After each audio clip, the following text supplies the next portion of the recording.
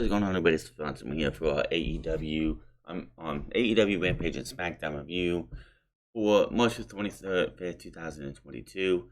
This one's going to be a short, sweet review. I am just wanting to get through all this stuff.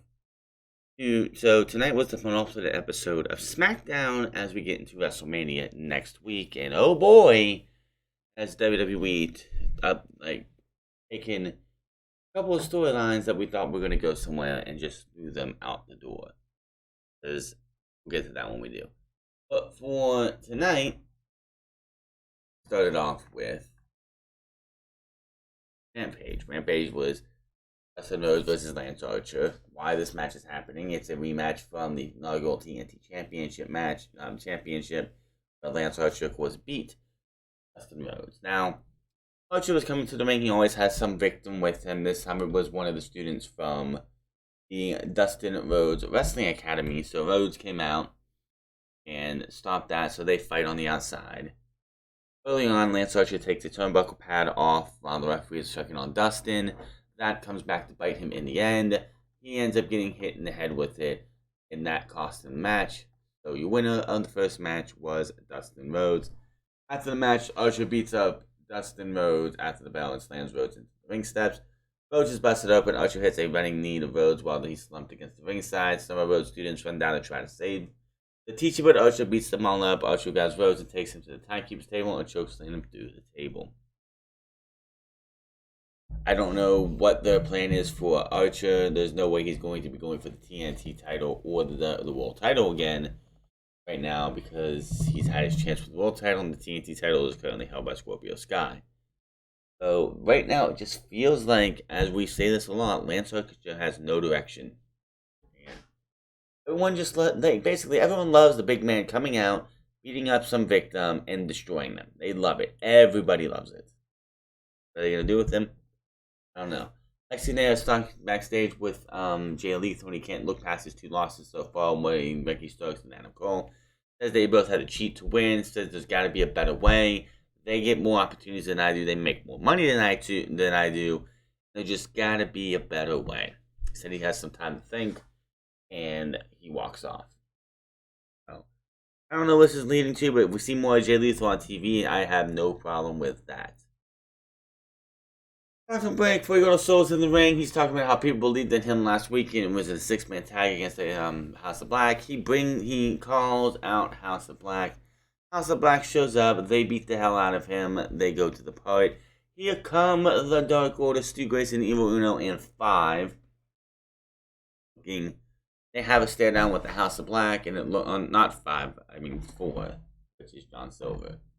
They had Silver and Reynolds, which would be 3 and 4. And they had to stare down with the House of Black, and it looks like that's going to be a 6-man tag team match coming up very, very soon. So we had Red Dragon versus 5 and 10.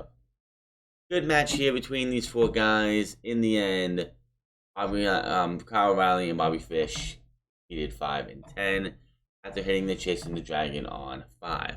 Now, there was a new trademark filing by AEW today, I think it was earlier today, for the Undisputed Elite. Now, you have seen AEW trademark Paragon with a logo too, so who knows what's going to go on where, who's going to be what. After the match, Logan Boy Luchasaurus found out to break up the post-match beatdown and confusion. Adam Cole sneaks down and steals the AEW Tag Team Championship belts because you have to make Adam Cole look like a little thief now. We recorded comments from Nyla Rose coming after AEW Women's World Champion Thunder Rosa. Rosa said there's always be someone trying to rain on her parade. And I'm like, still thinking, why is Nyla Rose getting the first Women's Championship match again? This is what happened last year. That match sucked. The match with Thunder Rosa won't be as bad because Thunder Rosa is a better wrestler. But still, why is it like we get a new champion, and the first person they go with is Nyla Rose?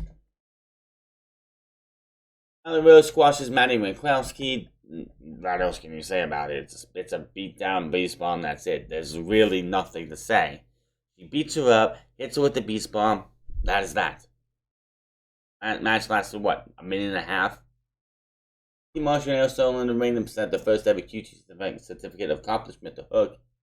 Hook gets his entrance. Tag on Comedy says they're not sure exactly what this is all about. Crown chance for Hook. Marshall says he's not jealous or selfish about Hook's success. Congratulates him. Solo shoots off with a confetti gun. Hook smashes Solo's head into the frame certificate and walks away. He departs the entrance ramp, runs. Danhausen runs down, starts doing his curse thing. Hook looks at him like, who the fuck are you? Walks away, and Danhausen's like, what the hell? This didn't work? This always works. What the? He's confused. What the hell? What the hell? He just walked away as if nothing happened. And yeah, I guess we're going to be leading to a Danhausen's first match back being against Hook. Do y'all want to see it? Not particularly. I want to see Hook just destroy people that we don't care for. Henry speaks with Ricky Starks and Roy Strickland. Stark has no problem with new people coming in. He says Strickland got evicted from his last house. Strickland says he learned from this last house. He has to take what he wants. Wednesday night we have Andrade versus Andrade El Idolo. FTR versus the Gun Club. And it has been announced that the Owen Hart Cup for the women starts this Wednesday night with the Bunny taking on a newly signed talent. Who that's going to be, we won't know until Wednesday night. This is not WWE where somebody's going to tell you and we're going to find out. Just look at when Keith Lee made his debut. Most people thought it was Keith Lee. Some people thought it could have been Karrion Kross or Killer Kross. Some people thought it could have been Jeff Hardy, even though Jeff Hardy's deal wasn't up yet for everything. So, who could it be? Athena? Toni Storm? Nixon Newell? Valkyrie? Any other women who were fired in the last year? It could be Mia Yim. It could be Mia Yim joining her husband in AEW, but we will not know until her music hits on Wednesday night. Good stuff. Next Friday's Rampage, Fuego del Sol, Iruno, and Stu Grayson will take on the House of Black. Ricky Starks with Powerhouse Hound versus Swerve Switzerland is your main event. Yeah, Taz welcomes members of Stark's entourage, a bunch of guys who are going to get killed later on in the post-match fight. We had ourselves a good match here. In the end, basically what happened is Swerve's got the upper hand. He's going to get the win. When Powerhouse Hobbs the referee gives a distraction. Powerhouse Hobbs lays out Strickland. Rochambeau, 1, 2, 3. He Stark retains the championship. After the match, you have these entourage men coming down with this sign, holding the sign up because they got to hide who's going to be helping out, as Ricky Starks and Powerhouse Hobbs beats up on Swerve Strickland. When Keith Lee comes down, takes a guy who is in behind, throws him through the sign, beats up the entourage, and the show ends with all four men, Ricky Starks, Powerhouse Hobbs, Swerve Strickland, and Keith Lee, falling as the referees fail to keep them apart because, how the hell are you going to keep Keith Lee and Powerhouse Hobbs apart? It doesn't work. Let's talk about the news that came out today for WWE. So, it was announced that today Triple H would talk about his health and what's going on and everything. And only a preview got shown on ESPN. I haven't listened to the full thing. I'll figure that out later on to see a transcript. But lo and behold, Triple H had viral pneumonia, and that fucked him up so badly that he ended up going into heart failure. And he went down, his heart was beating in very low, and he got down to 12. The dude could have died and been done. So Triple H announced also that today that his wrestling career is done. He has a defibrillator in his chest, can't wrestle anymore, so he is absolutely done wrestling in the ring. We haven't seen Triple H wrestle, of course, since he went on one-on-one with Randy Orton at one of these Saudi shows. And honestly, we don't need to see him come back anyway. He's been needing to retire for at least couple years now. So he didn't get to go out on his own terms, which most wrestlers really don't get to go out on their own terms. Usually injury or something else that keeps them from being able to do that. But here he is. Triple H is done with professional wrestling. Dude gave us a lot of memories. He did. His year 2000, through the Reign of Terror, everything he did for NXT 1.0 or 1.5 or whatever you want to call that original run of NXT. He did so much for wrestling. Some good, some bad, some great, some terrible. Triple H is one of those guys that you look back on and say there'll never be another guy like him. Another guy who can have a future that was bright, with a career that could have went as high as possible, to marrying the boss's daughter, not being welcome, not really accepted by everybody at the time, and then going on to have the career that he had. All goes wrong for Triple H if him and Stephanie end up not working out, because I'm telling you right now, Triple H would have been fired had something gone wrong between him and Stephanie. And it's simple. He went through 27 years in ring active work. Yeah, it sucks that he didn't get to go out on his own terms. I think everybody wants to go out on their own terms. Sometimes you do, sometimes you can, sometimes you can't. It just is what it is. SmackDown starts with a video package of what happened last week with Brock Lesnar and the Bloodline. You see Brock Lesnar backstage. He's just standing outside Roman's locker room. And Taylor Braxton walks up and asks him about what happened last week. He says he had a little time to think about it. He paid some fines, bought a new vehicles, and even bought a new SUV for Roman. And it's his favorite color, blood red. He says upper management had a little talk with him and said he's not supposed to have any contact with Roman Reigns unless he is provoked. He says tonight he's just going to hang out in Roman's locker room and wait for a little provoking. So he just uses himself, and the cameraman follows him to Reigns' locker room. Lesnar is impressed with the suit and suite and says it's not as good as his, but not bad. He snacks on some catering, takes a seat on the couch, kicking his boots up and waiting for Reigns to arrive. And that's how the show starts. SmackDown Tag Team Champion Jimmy Uso takes on Shinsuke Nakamura. As you know, last week Rick Boogs took on Jey Uso. If Boogs won, he got a title shot for him and Nakamura at the pay-per-view. So, what did you think was going to happen this week? Did you think the Usos were going to win these non-title matches? Absolutely not. Decent match here. A match honestly did go for a while. Did go through a commercial break. Of course, Jey and Boogs are struggling over the guitar. Boogs sends Jey face first in the ring. First, Nakamura takes advantage of the distraction, levels Jimmy with a big kick, then the Kinshasa for the 1, 2, 3. And Wrestling 101 tells you that Nakamura and Boogs are not winning the tag team titles. They beat both Usos in back-to-back weeks. Now, I wasn't here to do a preview on Monday because I was still recovering from being sick. Did watch Raw, and I think Kevin Owens coming out dressed as Stone Cold Steve Austin, getting the crowd worked up, thinking Stone Cold was going to be there not once but twice, was probably the best opening Monday Night Raw has had in a very long time. I thought it was really great. Brock Lesnar is making a mess of Roman's locker room. He takes a gulp of champagne but doesn't like the taste and spits it out and throws it around and just is making the room a mess. After a break, and we announced the Undertaker going into the Hall of Fame. They also show us a video of Shad Gaspard, who will be receiving the Warrior Award for 2022. And honestly, I absolutely agree with this. As everyone knows, Shad gave his life to save his son when they both got caught in a riptide back in 2020. Some people on social media were wondering why didn't they do this last year. Well, it's quite simple. Last year's Hall of Fame was behind closed doors. I believe it was taped. So, WWE wanted to wait to give this honor to him when they have an actual crowd. So, there is that.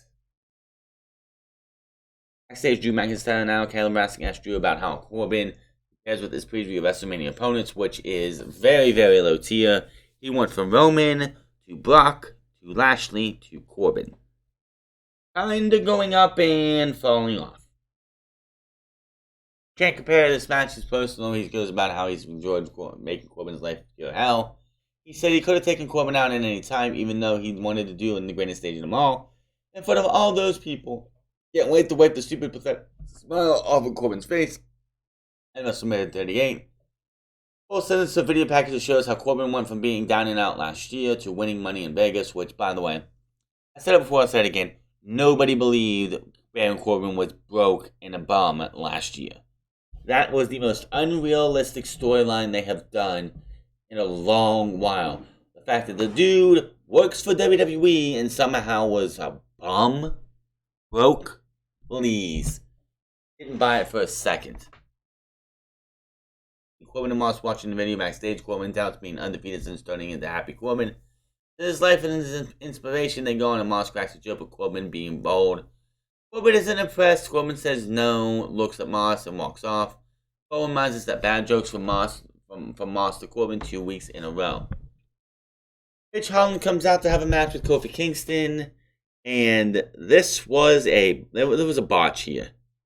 Because Kofi comes out, and the ring announcer says, and his opponent, being accompanied by Xavier Woods.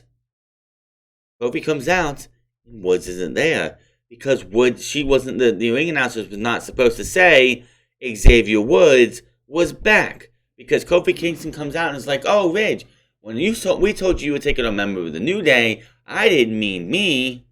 Who could it be then? Well, I don't know. Maybe the ring announcer shouldn't have said that, oh, Xavier Woods is back. And then Woods comes back, good on him, wearing Wolverine colors, cool on him. He comes back, he gets in the ring, and Michael Cole is surprised that it's Xavier Woods having the match and not Kofi Kingston, even though Kofi Kingston just told you like 2.5 minutes ago that it's going to be Xavier Woods versus Rich Holland and not Kofi Kingston versus Rich Holland. Like, are you fucking kidding me?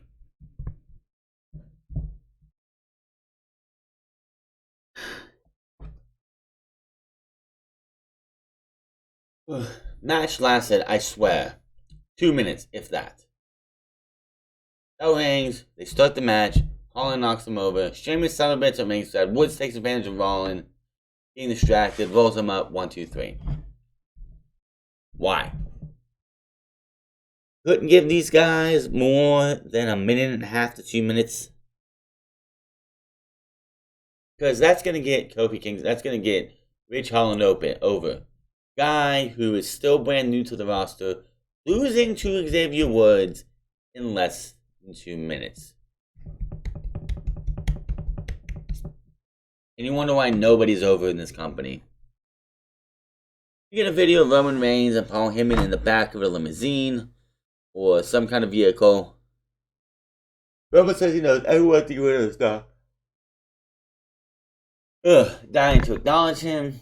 But he will be to wait a little while. He talks about how Heyman had been all over the front, including a meal that cost them more than $5,000 at Del Frisco Steakhouse. Says they also stopped by Madison Square Garden, where he recently made Brock Lesnar bleed. He wants Lesnar, he better be out of Reigns' locker room suite. Since he's still there when the Reigns arrives, that he's going to crack Lesnar's head open and make him bleed again to end the promo. Here comes Ronda Rousey. Ronda Rousey, comes out here, cuts a shitty promo, and makes us all want to go to sleep. This match is fucking cringe. There is nothing exciting about Ronda Rousey versus Charlotte 9000. Nothing.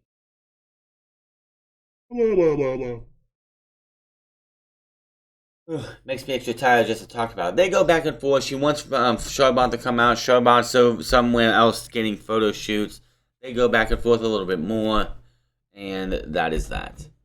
Taylor Braxton goes to Roman's locker room, asking if Brock should think he should leave now because Reigns is on the way here. He says he's having so much fun. Why would he leave now? He suggests Kelly go find Reigns and tell him to get here as soon as possible because he's running out of things to smash. Grabs a lantern, throws it against the room, smashing in the end of the segment. And then, oh boy, and then, Ricochet is your recently newly won Intercontinental Champion thanks to Johnny Knoxville. You want to know how to make a champion feel like he matters? Make a championship feel like it's actually worth something? Oh, I know. Let's have the champion lose a championship contenders match in less than 5 minutes. And then, after that match, and he lost by a roll-up after, Angel Garza, who was his opponent, had his cousin distract Ricochet. So, after that, Ricochet gets on the mic. No, we're not going to do that here. We're not going to do that at all. Get your butt back here, Humberto. You think you want to get involved with this? Let's go. So, Humberto comes back. They have another much longer match. It goes, I think, like 2 segments. And Ricochet loses by countout because Angel Garza, who was on the outside, gets knocked over, rolls out of the ring, and grabs Ricochet's leg, not allowing him to get back in before the count of 10. Gotta be kidding me. This is your Intercontinental Champion. So you think, oh, well, what are they going to do with this? What does this mean? Well, that means next week on WrestleMania SmackDown, you got Angel Garza versus Humberto Carrillo versus Ricochet for the Intercontinental Championship. Oh, my goodness. The fact that Ricochet wins the Intercontinental title, and hell, before he won the Intercontinental title, it was being rumored and reported that it was going to be Johnny Knoxville versus Sami Zayn for the Intercontinental title. That would have happened at WrestleMania. Now, Ricochet misses WrestleMania because they don't have enough room. But yet we have room for Johnny Knoxville and Logan Paul, but we don't have enough room for the Intercontinental Champion and the United States Champion, as it was announced later on in the night that the Andre the Giant Memorial Battle Royal is going to happen on SmackDown, and right there in the front on the men who are going to be in this Battle Royal, Finn Balor and Damian Priest. So everything that they've been building up to means absolutely nothing because it does not happen at WrestleMania. All those talent hoping to get a WrestleMania paycheck every single year with the Andre the Giant Memorial Battle Royal will miss out on WrestleMania because WrestleMania can't fit. 2-night WrestleMania cannot fit the Andre the Giant Memorial Battle Royal, but they found enough room for it on a 1-night WrestleMania. Give me a fucking break. Apparently, the Women's Battle Royal will happen at WrestleMania. Do they have enough women to even do a Women's Battle Royal? I do not know. Seeing that 8 of them, 12 women, are going to be on WrestleMania as it is, with the Fatal 4-Way Tag Team match, the Raw Women's and SmackDown Women's Championships, all happening on WrestleMania. Do they even have enough women to have a Battle Royal? Probably not. Michael Cole starts talking about McAfee WrestleMania debuting against Austin Theory. Theory pops up, smacks him in the head, and Austin Theory runs away. Pat McAfee gives chase. They chase all the way. He chased him all the way back to Vince McMahon's office, and that was that. Zelina Vega versus Sasha Banks versus Rhea Ripley versus Shayna Baszler. This match felt so pointless. So pointless. And we have the match. Match went forever and ever and ever. And it's the final match of the night, by the way. Banks wins with the Banks statement. Not much else you can say about that. Black SUV pulls up and Heyman gets out holding the Universal title. Here comes Roman Reigns. We get, and that is where we go. Next, we had the Andre the Giant Memorial Battle Royal and the Intercontinental title match announced for WrestleMania SmackDown. Which, newsflash, putting WrestleMania on Raw and SmackDown's names do not make them WrestleMania. WrestleMania is on Saturday and Sunday, not Monday and Friday. Just saying. So, Heyman and Roman are out in the ring. Roman wants to know, is Brock Lesnar still in his locker room? And he wants him to get out of his locker room and come down here and face him so he can smash him. They show the locker room. It is an absolute mess. Brock Lesnar destroyed everything. Filled all the wine, all the food, everything. It looks like a fucking something went in there. A tornado hit that room. So Brock Lesnar's music hits. They're waiting for him to show up. Brock Lesnar actually comes from behind down the ramp in the fans. Stands on the announce desk. Goes to grab a chair. Security gets to like get in between him and Roman. Brock's like, you know what? Fuck this shit. Jumps down and starts beating the shit out of the security with the chair. Roman runs away, and Brock Lesnar stands tall in the ring. After he beats up more people. And Roman Reigns in the back says, Brock Lesnar, you will acknowledge me at WrestleMania as the undisputed WWE Universal Champion. And that's the end of SmackDown as SmackDown goes on. This WrestleMania build fucking sucks. The fact that you have the fact that the Intercontinental and United States Championships are not going to be defended on WrestleMania, but you have room for Johnny Knoxville and Logan Paul is an absolute disgrace. Those two spots should go to Finn Balor and Ricochet and Damian Priest for Finn Balor and Sami Zayn or somebody else for Ricochet. But no. We gotta make room for the celebrities because that's gonna sell us tickets. They didn't move a single ticket for Johnny Knoxville, and they didn't move a single ticket for Logan Paul. Plain and simple. Outside of Roman and Brock, outside of Edge and AJ Styles, this fucking WrestleMania is an absolute disgrace. The fact that AEW's Ring of Honor is going to be giving a Super Card of Honor where you have Jonathan Gresham versus Bandito, you have FTR versus the Briscoes, Lee Moriarty versus Jay Lethal, you got Josh Woods versus Wheeler Yuta, and those are the only matches we know so far. That right there feels like a bigger show than WrestleMania. Those matches all sound like they're gonna be fucking bangers.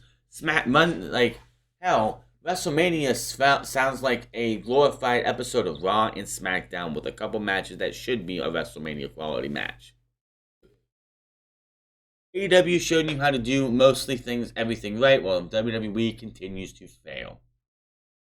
That is your AEW Rampage and SmackDown review. Hit that subscribe button, comment down below, like or dislike this video. Follow me on Mods at the France Club, find me on twitch.tv/TheFrance Club, and find me on Instagram at the France Club, and I'll see you guys Monday for Raw. Until then, my name is the Franz, and I'll see you guys later.